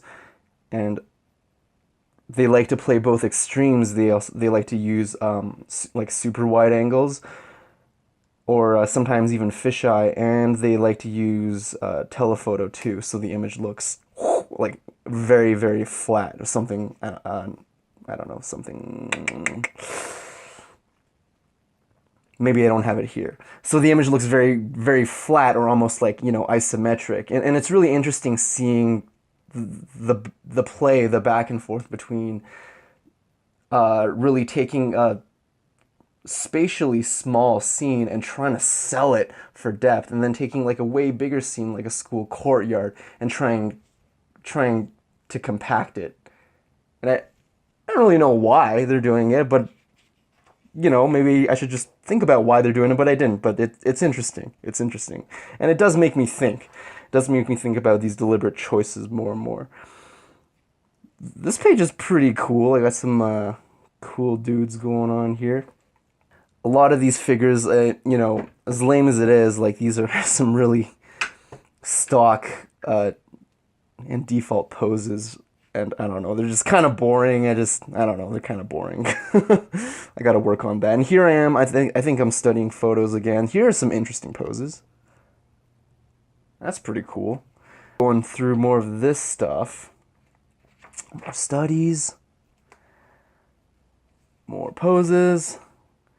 Some more fights. Some more robo dudes. And what else we got here? I'm noticing myself personality faces, as in like try drawing some faces with some actual personality. Yeah, not a bad idea. Yeah, I'd really be interested in seeing more people explore this idea of like more of a sketch journal or a sketch diary. And I think some people like Craig Thompson, who did this awesome graphic novel called Blankets. Put a link to that down below. His latest work was just like a travel journal, you know, a sketch travelogue, I guess. And that's really interesting because because it's very free form, you know, versus the last two books he did that were all so deliberate and so calculated, and you can really get into the mind of this person when you see them do something that's like, I don't know, less calculated, less deliberate. And again, now we're exploring this person's creative mind on both sides, right? Where's his structured, deliberate half, and now we're coming at it from the freestyle, free form, in the moment half of thinking. And I think it's these two components that make up, you know, really most artists as a whole, what you do and what you feel like doing. And by the way, he's definitely someone you want to kind of look out for because he's super interesting. Okay. More heads. Drawing with a really blunt pencil. It's a good idea. Makes you focus on the general, not specific. And it's always, we need to draw and paint general to specific, right? And so that's where most people trip up, is on the general. If you're drawing with like a 0.3 mechanical pencil, then the tool wants you to focus on the details, so you kind of fall into the trap of focusing on the details, but that's not how the process is. That's just not how things work. So I like drawing with a really blunt pencil sometimes, or or pencil crayon, just so we're forced into general to specific, because just, honestly speaking, straight up with a blunt ass Crayola pencil crayon like this, look at that tip. You really can't do details. You just can't, or not. It's not worth trying, so you only focus on the general. That's really cool. That's really cool. I need to do more of that. Here's some more ideas for the comic. Try to make it like an interactive, like children's activity book at some point. I really think these are really cool ideas to play around narrative with. Was this some? More ideas for videos, I guess. I tried to get this channel really started up when I was in school, but I just didn't do it because there's just like so much. I did. I made like 3 videos, but it didn't get very far, because I was in school, and I'm like, dude, I need to graduate and I can't fuck up again. And I really regret not putting out more content when I was in school, because I think I could really benefit from the insight from the online YouTube community. Just wish I did more, You'll always wish you did more. heads in perspective. I got a feeling I'll be like doing this for the rest of my life, you know, doing a page of different heads in perspective for the rest of my life. There's so many nuances to the head. And when it comes to illustration, storytelling, drawing, period, like the person, the human figure is one of the most drawn things. But next to that is like the human head, right? And when you look at storytelling, well, they're either just doing like or storytelling or portraits, you know, oftentimes, or illustrations, oftentimes they're doing a face, you know, just full front head on or profile to the side or 3/4 like this. But it's not so often that you see it tilted up and down on an axis and tilted and turned, and that's where things really get really funky. But it does break the mold of what you'd conventionally expect out of a portrait or a scene or a certain illustrative piece. And also, I think it's a really dead tell that someone just, I don't know, maybe didn't want to put as much time into staging or didn't want to shoot reference when, well, especially for sequential, if all their heads end up looking, you know, full frontal, 3/4 or profile, then you're like, okay, I can see that this person just really doesn't understand constructive drawing of the head, so they kind of default to the three most common types that you end up doing in most people's books that they're most comfortable with, right? And even look at what I'm doing here. Here's a profile here, here's a full-on, slightly tilted. This is basically a full-on, this is basically full-on tilted. This is kind of a profile in perspective. This is a profile, this is a 3/4, like, and everything else is something else. But even for a book where I was stressing variety in head angles, I still do fall into the trap and do like the same as the normie ones, just because it's, you know, it's very safe and you feel good about yourself after you do it. Look, profile, what is this? Portrait or full frontal, or is that something else? I love this curve, man. I love this curve, and I talk about it so much, and it finds its way into like every single presentation that I do, you know, every single little shitty art presentation I do, because it's so important to realize that art is one of those things that follows the curve of diminishing returns, right? Likewise, there's a second curve that, you know, this is not the best illustration, but I think I go about it, I'd explain it better in that 4-hour video, but there's a second curve that's going upwards, that's almost the inverse, that's training difficulty. So in terms of art skill, you know, it tapers off. It does end up tapering off, and you'll have to work more for a less incremental improvement in art. And likewise, looking at the other curve, once you're in that intermediate phase, you're going to have to really ramp up your technicality and difficulty in training to have that incremental improvement in art. So it's like the more you learn art, the more it seems less worth it to learn art, because of how much more work you'll have to do to get just a little bit better in art. And that's really shitty when I explain it like that. And the question you got to ask yourself is like, is it still, well, the question I had to ask myself was like, is it still worth it? And, well, I think the answer is yes. I think it is worth it, because you're literally just creating stuff out of nothing. Like, if you can get good enough, you're literally creating anything out of nothing. And another concern for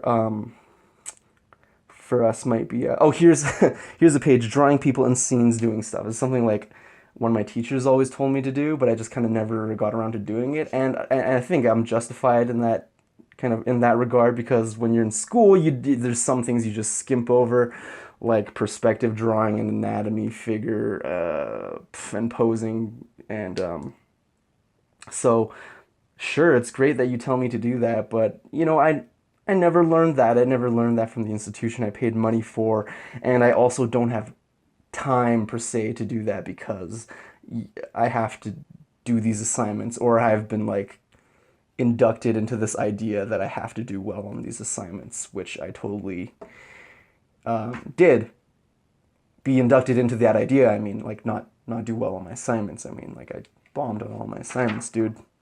I was a bad student. So if you notice these heads looking kind of different here, it's because I was reading through Ian Mccaig's book, which is really cool, which, I mean, he did a really cool thing with his art book, and I don't know, man, like, I feel like most people have done it before, but he basically, like, he did his art book as a story about a journalist, and it's so relatable too. It's a story about this writer, and he's a journalist meant to interview Ian Mccaig, but he's also a writer himself, and he's got like a manuscript for like the next great American novel, like a super big, ambitious brainchild of his, like we all do, right? And that's super relatable. But to find Ian Mccaig, he has to like go through this weird mindscape of basically the vault of Ian Mccaig from his earlier works up to the crypt of his unfinished stuff, through his film work, through his personal work, and then finally he finds Ian Mccaig in his art book. He finds him in a workshop, and for that particular section of the book, it is a workshop. It's in the format of a workshop on drawing, and there's little pull-out booklets of certain fundamentals or tips that Ian Mccaig would like to pass on to you. So it literally is a workshop, and you're literally in a workshop of sorts. And the story goes a really interesting way too. Just he has a lot to say about creativity and the role of the artist and what it means to be an artist.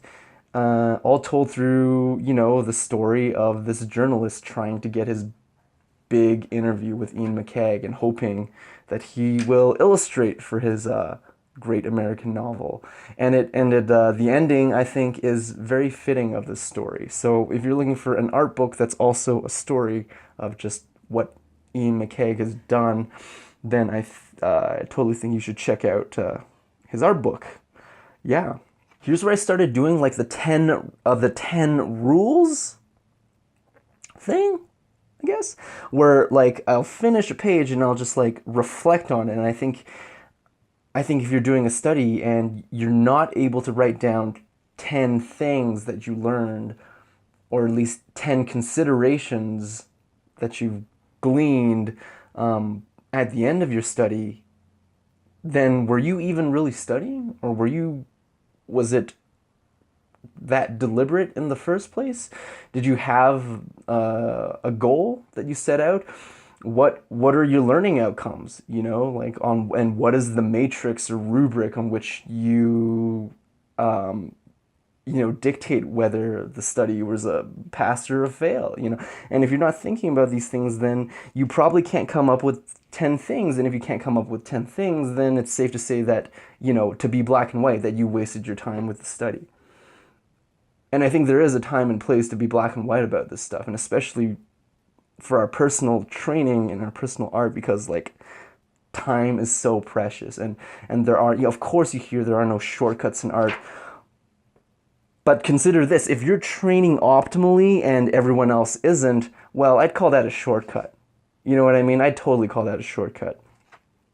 How much of a shortcut? I don't know. I'd like to give you an answer on that, though, actually.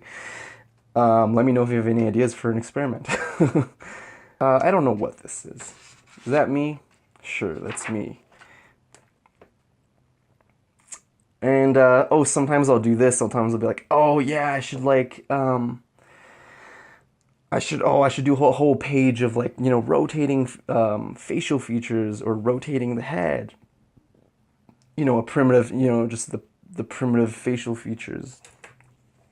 Like a nose, which is just this with 2 scoops on the side. And some people might argue there's a flat ridge to the nose here.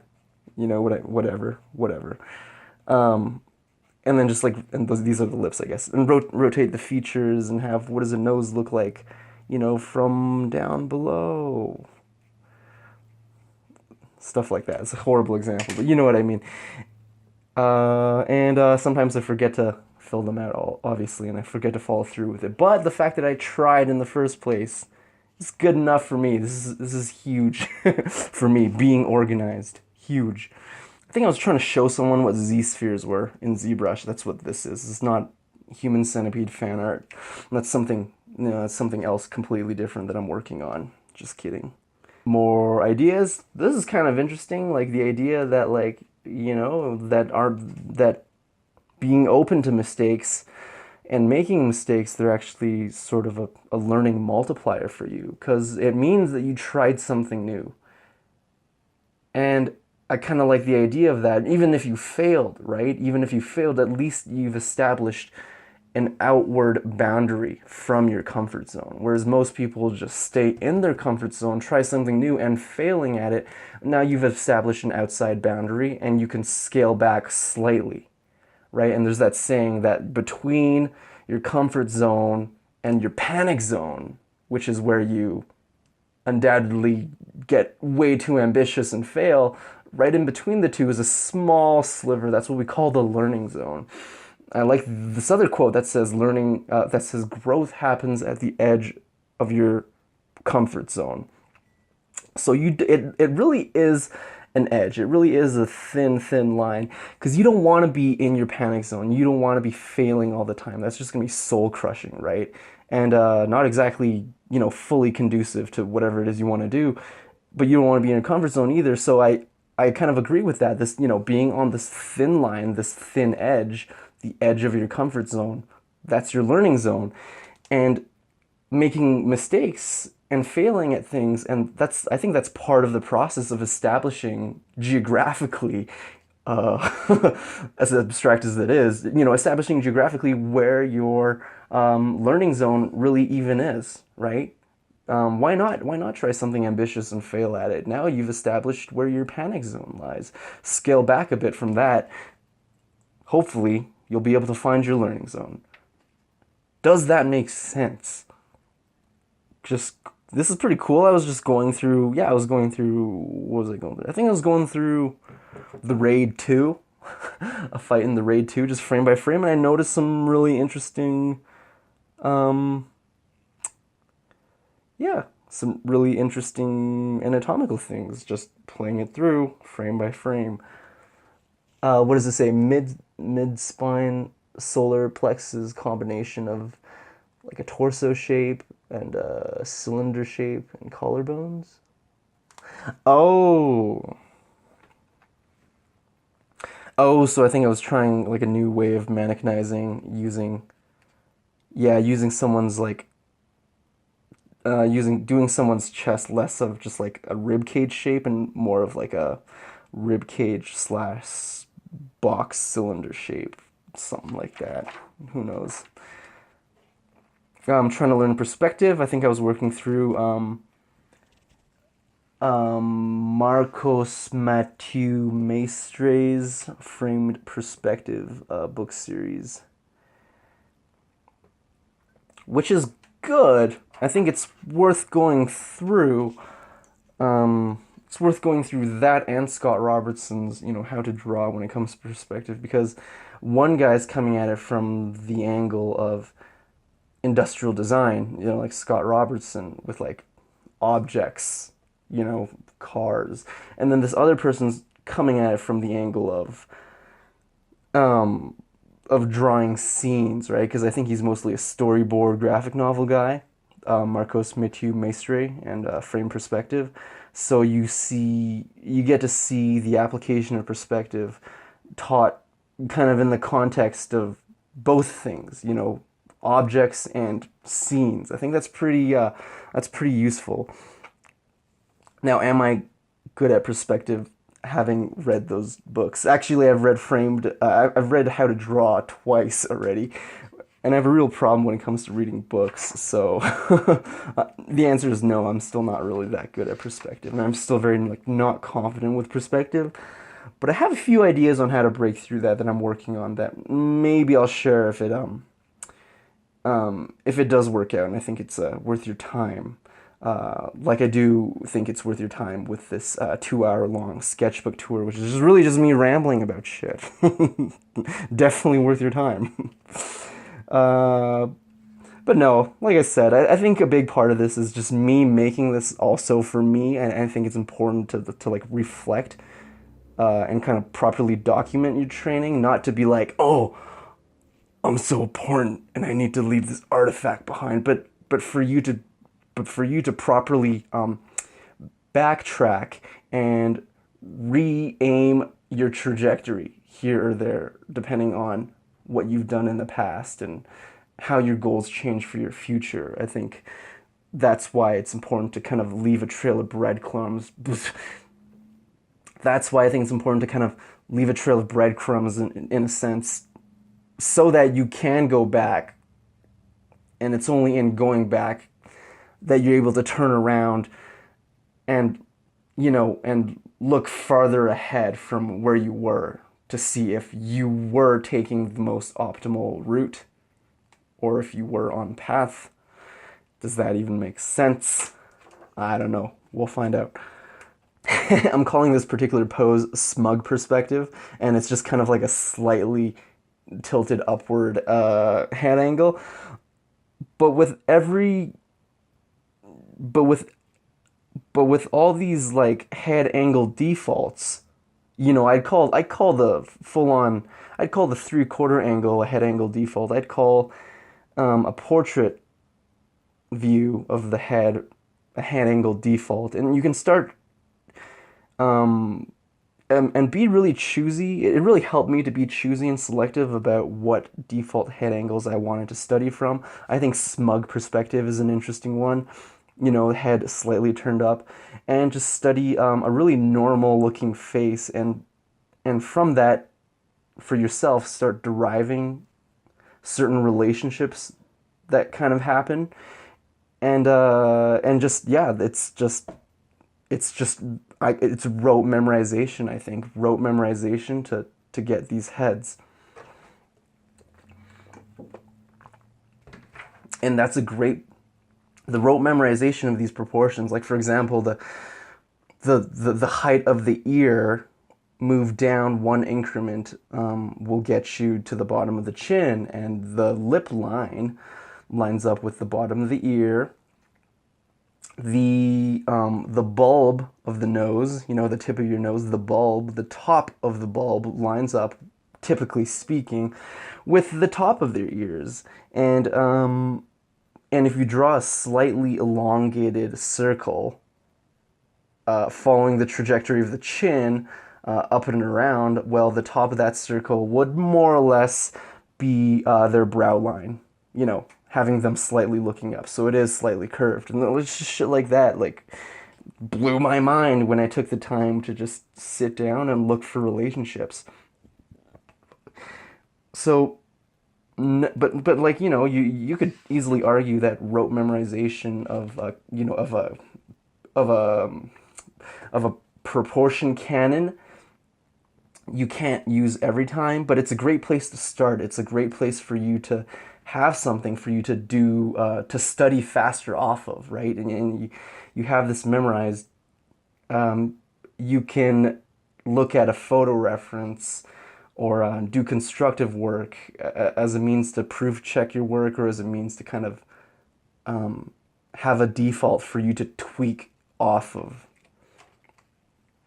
So that's been really helpful for me. You can try that out and see if it helps you too. And I should make a video. See, I'm getting all these ideas doing this walkthrough, but I'm getting all these ideas. Like, I should do a video on just my favorite default head poses and the proportion canons, and some helpful proportion canons that come with each head pose, or make like a PDF thing to download or something like that.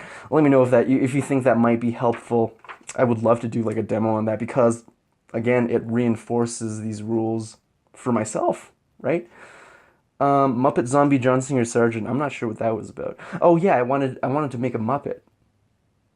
Don't ask me why. I just wanted to make a Muppet. Muppets are cool, dude.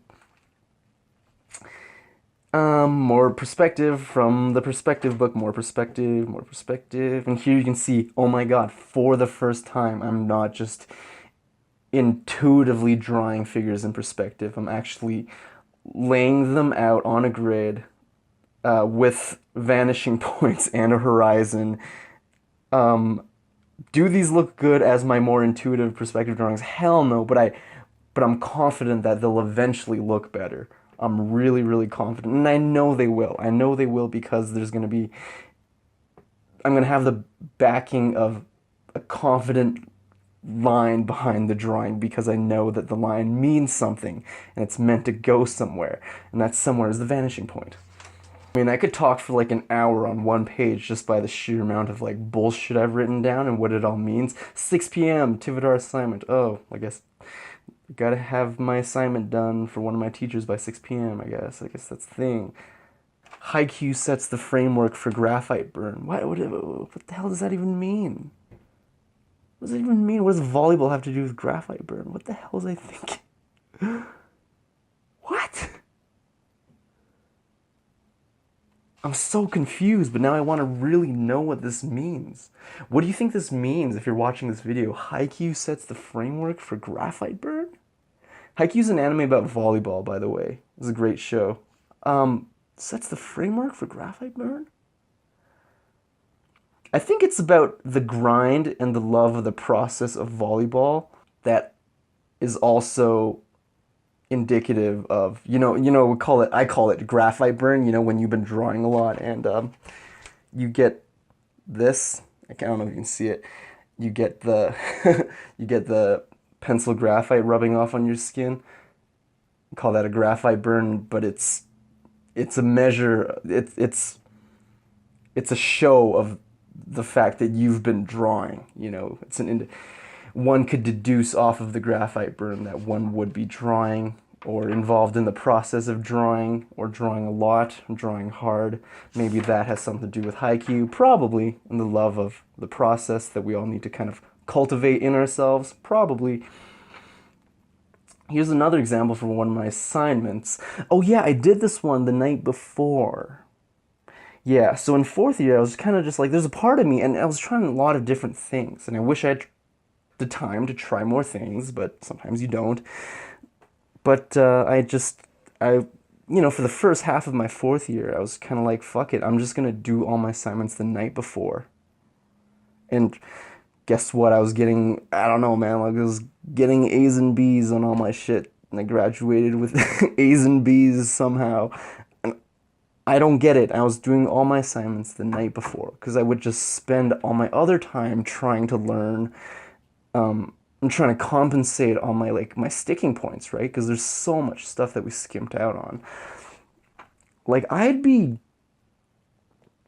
personally, I don't think any of the people I graduate, I don't know, I shouldn't say that. Not a lot of us are strong painters. Not a lot of us are good painters. If you look at our work and you're like, yeah, I've been drawing, I've been doing art for 4 years. You're like, have you been painting for 4 years? Clearly, no. You know what I mean? Or even for, the drawers, the guy who are mostly drawing. You look at their work and you're like, have you been drawing for 4 years? Doesn't look like the result of 4 years of drawing. They got images, they got here's my concept piece for my dystopian rundown shanty town on the outskirts of the elite high class society, and it's like, yeah, you're so obsessed with making pieces, but they don't. My biggest thing was they really pushed us to make pieces, and we got into the framework, and I think it was just, I don't know, a lot of us got into the framework, which is just yeah, I want to make pieces because making pieces makes me an artist, but the pieces look like shit, and there's something fundamentally wrong with the pieces, and you could noodle away on it for 20 more hours, but it's the fact that you fundamentally don't understand painting, don't understand physics-based lighting, don't understand a good composition, don't understand storytelling. That's what's wrong with the piece. You could put 100 more hours into it and it would be misplaced effort, because what's wrong with it isn't polish. What's wrong with it is something so fundamental. You know what I mean? And that was a tough cookie for me, just looking at my shit and being like, yeah, I'm not happy with it because it's something fundamental. It's nothing to do with rendering, polish, or even the idea. I think a lot of us have great ideas. I don't think you need to be good at anything to have good ideas. We just have good ideas. This is the diffuse mode learning shit, right? Like, good ideas just come to you because you're doing stuff with your life. But the execution of the craft, like, people get so hung up on that.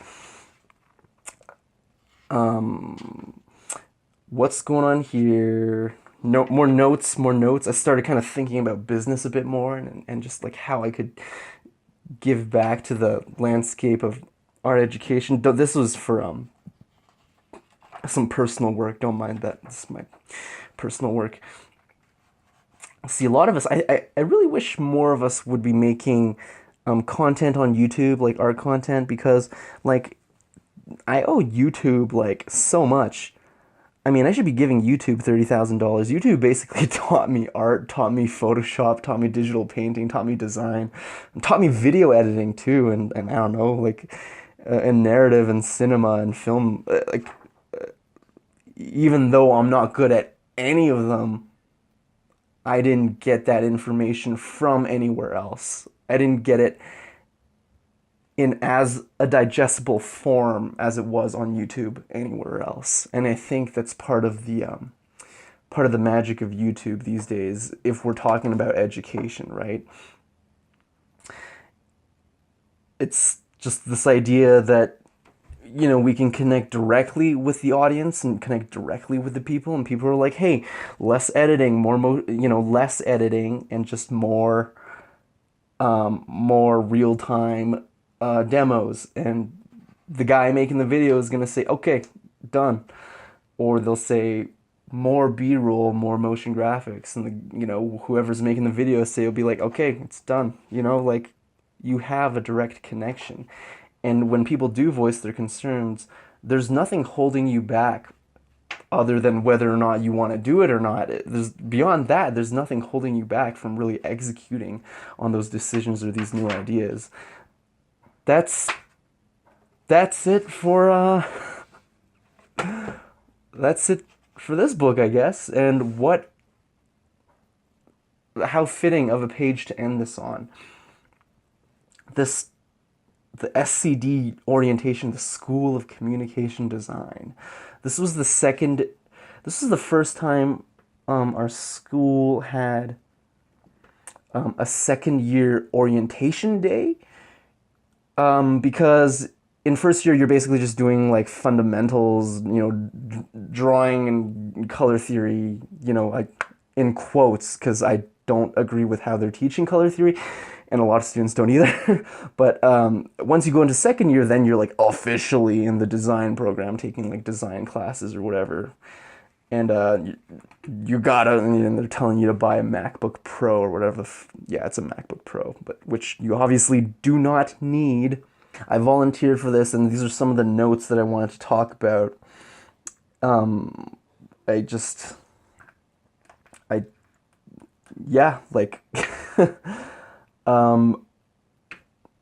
think one thing I wanted the students to know was just like what they're paying for a class.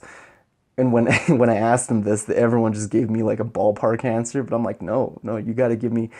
That means you don't know how much you're paying for your class. If you're giving me a ballpark, 600-ish. No. You need to know the exact dollar amount. Because if you don't, that means you didn't do the math. And why wouldn't you do the math? It's your money, right? It's your money that you're investing, right? Or so they'd like you to think that it is an investment. And just keep in mind, too, that investments can go sour, right? But they try not to talk about that. The idea of drill versus technique, drill versus scrimmage and skill versus technique. Just the idea of, our keeping mental health in mind, and the great 3D debate, the Cold War, everyone's trying to learn 3D software, and Moto's best, no, Blender's best, no, Max and Maya are best because it's industry, no, C4D because it's integrates with Adobe, right? I don't know. crazy, fascinating. It was like the U.S. and Soviet space race, man. Everyone's trying to learn 3D and everyone's trying to show off their 3D, but I fell for it too. I learned Modo and ZBrush, and and Daz, and like it was cool. But I also understood immediately that ZBrush did not make me any better of a designer, any better of an artist. So as soon as I finished my first, I just tanked through this like character piece and just made it in 10 hours, and was like, and it looked decent too. It was probably the best looking thing in my portfolio, just because the lights render the texture, and the 3D forms read as 3D because I literally sculpted it. But as soon as I made that piece, I was like, oh, well, this is a huge limitation. I can't make this any better because fundamentally I'm not a better, creature designer. I'm not a better, figure artist. And so a lot of it to me were these happy accidents that kind of worked in my favor. Yeah, and I have, trust me, this single day still keeps me up at night, just because I wish I did more for them, and I wish I spoke up for the second years. And there are a lot of international students too in my table group. These kids are paying, they're my peers, some of them are more mature than me despite being younger than me. These people are paying not $440, they're paying close to $1,500 for the same class. Now, what about this class can you rationalize to be $1,500? Because that'll buy you like a spec'd out PC. That'll get you like a decent gaming PC. You know what I mean? That'll get you state of the art, like any piece of technology, really, like industry standard. You know what I mean? So what's in it for these students who are coming into this class who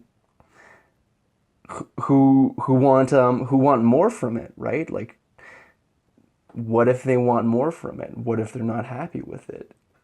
What do you do then? I don't know. And I think about online mentorships too, like the industry standard for most private mentorships for a month is about 600 American. So, I mean, 1,500, dude, that'll go for 2 classes, and the amount that they're paying for 2 classes could get them, a mentorship for half a year, basically, from literally any artist that they wanted. And I think about that. I think about that a lot. I'm like, well, you could be getting training from like your art hero right now. Or I don't know, but instead you're stuck with us. And it's a real shame. It's a real shame. I do want to close out with this. I hope you guys enjoyed the rambling. A lot of this is going to get cut out, or maybe not, who knows. But you should all make your own sketchbook tours. I learned so much from this, and I hope you will too.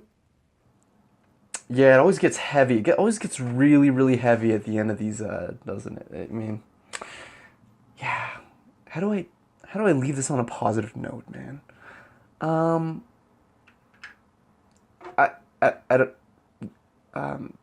Shit, we found Bin Laden. Yeah, we found Bin Laden. Fuck that guy, right? Like, yeah, dude, we got Bin Laden. Yes. Got him. Yeah, it gets really heavy at the end, man. Like, I don't know, I just wanted to, like, I just needed to get that off my chest, that I feel like I was positioned so optimally. I was very, it was very opportune of me to be positioned, and I was in perfect strategy to really say something that would help this group of people, in the second years, at the orientation. And I kind of did, but I also kind of didn't. And that kind of regret is just going to stay with me forever. So if you ever felt like helping someone, or you felt like you know something that that would be helpful for other people to know. Don't hold back on it, because regret is a horrible, horrible feeling, and you'll only get better if you try and communicate it or teach it to someone else.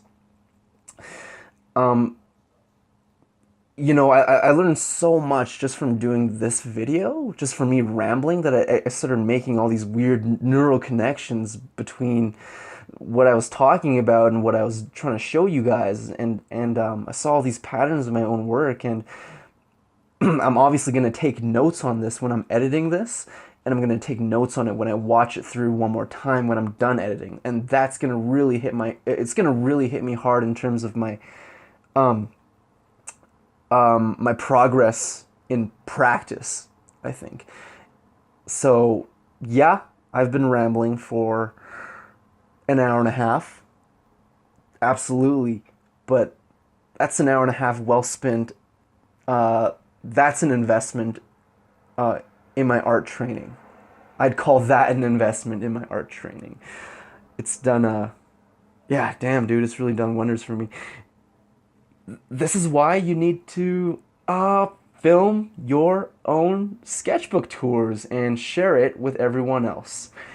Even if you're a beginner artist and you have nothing, really cool to show, I mean, guess what? Like, everyone feels that way. I feel like I had nothing really cool to show. That's why I was just rambling so much, right? I feel like ideas are more interesting than, look, another mannequin head, another draw-through naked dude. But it's in the process of doing this that you learn so much about, what it is your voice is artistically, and what it is your voice is in the community, and how you'd like the community to go, and your position in the artistic community. And I think community is one thing that, again, is one of those multipliers. Is just being part of an art community really puts you on the fast track in a sense, and gives you more of a perspective and a sense of purpose. So yeah, man, like, if you have a cell phone, like, there's no excuse. Just like film one of these videos and throw it up on YouTube, dude. I'll totally shout you out, you know what I mean? Me and my 21 subs, bro, I got you. But, understand that, yes, it's gonna help people. Like, I'm gonna learn a lot from watching your sketchbook tours. I do every single time watching anyone's sketchbook tours, even if it's a beginner, right? Because the beginners are working on the fundamentals, and guess what? It's all, like, how many times have I said fundamentals? Take a shot whenever I say fucking fundamentals in this video, and you'll be dead. Yeah. Gonna have to go there and pump your stomach. That's how bad it is, but that's how important fundamentals are, right? Get your stomach pumped for fundamentals, bro. Do it. You have an iPhone. You have a decent enough speaker on your phone. Just put it up. Just put it up on a tripod, or just like tape it to your head, and just aim your head down at the sketchbook the whole time. Totally viable. And I really don't think you'll regret it. And if you do regret it, email me and I'll give you your money back, okay? So try that out. Let me see. Let me know how it goes, and I'd love for you to just like message me or hit me up on social media, because I'd love to check out your sketchbook video too. Okay. I hope that was helpful. We're reaching the end of the video. Not because I'm running out of stuff to say, but because my memory card's filling up and it's telling me you got a minute left. Okay, so, obviously not all of my videos are like this. I have no idea what kind of videos I like to make, but I do like meme editing. I like humor, and I also like the strange, dovetailing of science and academia into art practice, art theory. I think that's something that not a lot of people are talking about. And I'm not the best person for the job, but I don't see anyone else talking about this stuff. And by this stuff, I kind of mean basically the stuff I'm talking about in that 4-hour video on my channel. A really scrappy 4-hour video. So if this is helpful for you, please subscribe. And if you think, this might be helpful for someone else, share it with a friend. And if you think this was horrible, I'd love for you to comment down below and just let me know why it was horrible so I can get better. And I'll give you your money back.